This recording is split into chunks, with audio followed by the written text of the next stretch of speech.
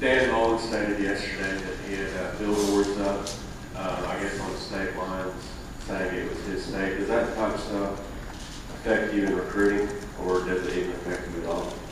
Now, you checked recruiting this past season, right? It didn't affect us. We had the best recruiting in the state of Mississippi. The thing that I want to do is I want our staff and I want to go to Atlanta. It's one of the greatest games, the greatest environment there is to win a championship. Ole Miss has never been to Atlanta. And that's all that I really focus on. I don't worry about sometimes when coaches make a statement like that. I don't really worry about it. I don't concern myself with that.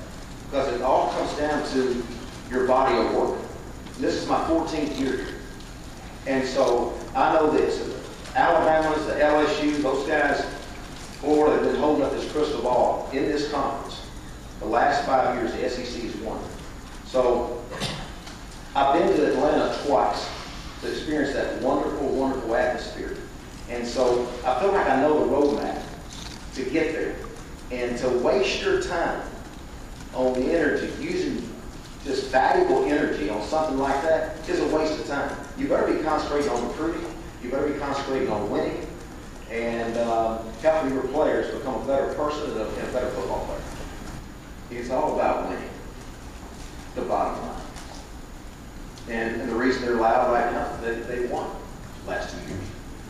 But again, my energy is going to be on what's going to help us win. That first year we beat Mississippi State 45-0, didn't think nothing about it because the previous out of 10 years, 9 out of 10 times we beat them. So I do understand the A-Bowl. I do understand how passionate our fans are about that ball game. That's a real intense rival. I understand that. And our fans have to live with it for 1 full year. And so the last 2 years it's been difficult. So the only thing that you can do, the only thing, is you have to do it in between those lines. That's the only way you can do it. And our players know that, and our coaches know that. As far as getting into the marketing part of it, we have marketing people to do that. I got this job. This job is 365, 24/7. Coaching, recruiting, players. How about this is our state billboards. Have you seen those? Yeah, and I have not seen those. People keep telling me about them, but we don't get to leave Oxford much. So most of the time we're in Oxford working out and stuff. So I'm not riding around looking at billboards. I really have not seen those yet. How much does it notch y'all to have lost the last 2 of those? It's the Egg Bowl, and it's a big deal to the state of Mississippi, and you don't want to lose them, but you kind of want to just keep going and try to get one this year. However it goes. Brandon, how aware are you of Mississippi State's campaign calling Mississippi our state?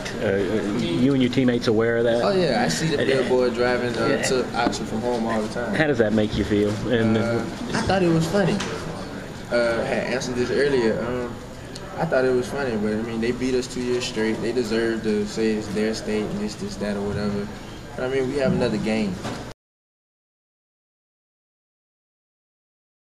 How much do you think the Jacksonville State thing cost what happened last year? It'll be an excuse if I said that it caused the whole season, but I'm telling you, if you ever go through something like that, it is sickening. I mean, it really is heartbreaking to have to go through something like that, and it took a long time to get that out of my stomach, but we went on and we had some other close games and stuff, but you look at a situation like that, if you ever get in that situation again, you will not let that happen again. What's worse, playing in a losing season or being hurt and having to watch a losing season? Both. You don't know which one weighs even more, but when you got something you love and then you can't do it, but then everyone else who you've grown to love and you played with for so long, watching them do it and you sitting on the sideline and can't do it, that was terrible. But it was even worse actually just watching them win only 4 games and you couldn't do nothing about it. So as a whole, it was awful.